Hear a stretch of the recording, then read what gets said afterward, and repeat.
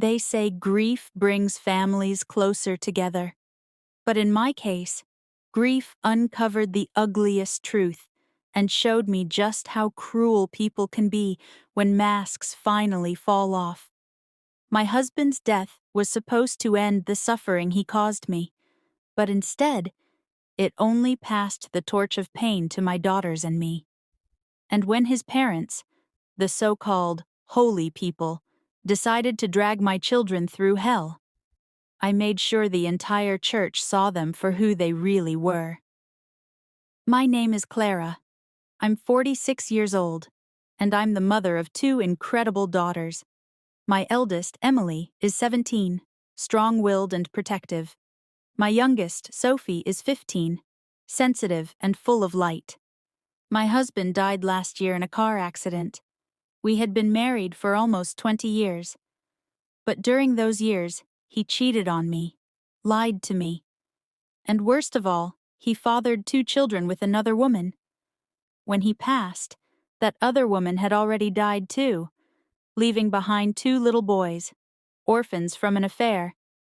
And who came running to scoop them up? His parents, my in-laws.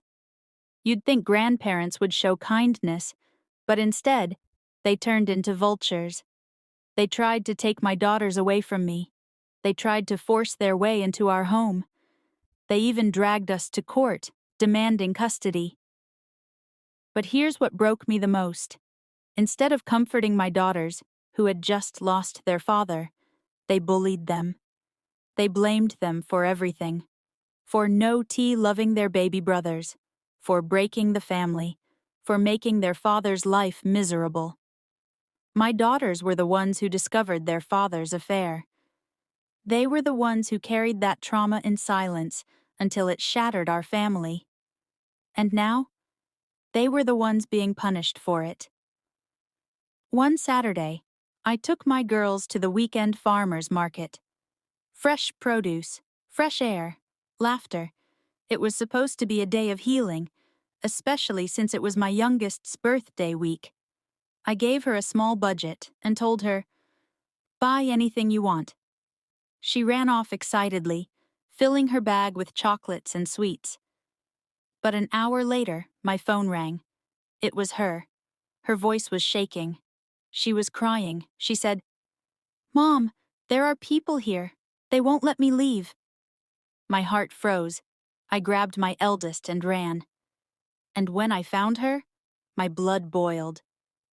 6 older women, faces full of righteous fury, had cornered my little girl. They shouted at her, calling her unchristian, accusing her of being heartless for not loving her grandparents, and for refusing to be a good sister to her father's affair children. My daughter, trembling and in tears, clutched her bag of sweets as if it was her last piece of safety. I stormed between them like a lioness protecting her cub. I told my eldest to take her sister to the car, and then I let those women have it. But they weren't finished. They sneered in my face and called me a failed Christian wife for not obeying my in-laws, for not submitting, for not sacrificing my daughter's peace at the altar of their twisted idea of family. Their voices grew louder and louder, until the market security had to step in and kick all of us out. I walked back to the car, those women trailing me like vultures circling prey, and I swore to myself, right then and there, enough was enough. That night, after putting my daughters to bed, I found out the truth. My ex-mother-in-law had written a dramatic post in her church's Facebook group, a post dripping with lies. She painted herself and her husband as innocent victims. She claimed my daughters and I had abandoned them, that we left them homeless, penniless, when in reality, they had inherited my ex's bank account and life insurance.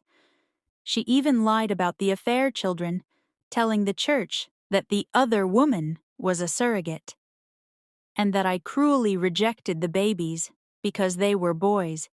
It was disgusting, a complete perversion of the truth. But here's the thing about their church. they might turn a blind eye to hatred and judgment. But cheating? Oh no, that's the one sin they don't forgive. And I had all the evidence. The very next day, I got to work. I went to a print shop and had every piece of evidence printed in high quality. Pictures of my husband making out with his mistress, right there in our living room. Screenshots of texts between him and his lover. Messages from my in-laws where they admitted to knowing about the cheating, and even supported it. And the cruelest of all, emails where they told my daughters they were bastards and that their father's death was their fault, just days after he died. I wasn't just making a file, I was making a weapon. Then I got creative. I bound all of it into neat little hymn book-style binders, just like the prayer packets the church hands out before every service. And the very first page? A glossy, full-color photo of my ex and his mistress, lips locked, in our living room, with the title, Ex-Husband's Name, and Affair Partner's Name, Love Story. Sunday morning, I walked into that church like I belonged. I placed those binders right on the back table, mixed in with the real hymn books.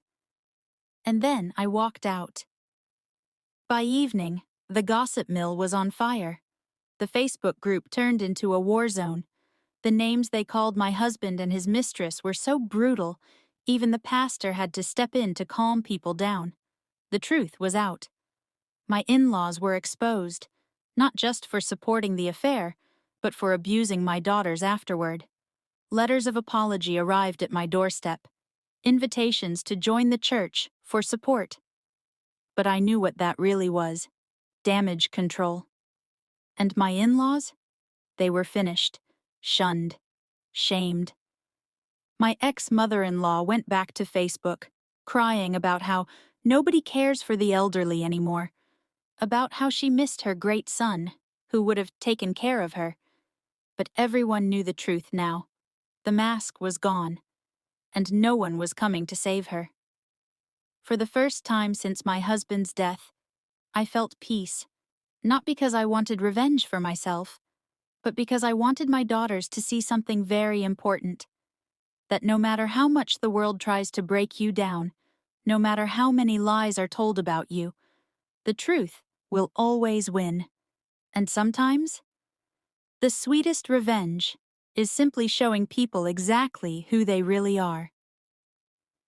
If this story gave you chills, smash that like button and tell me in the comments, what's the most satisfying revenge you've ever seen play out?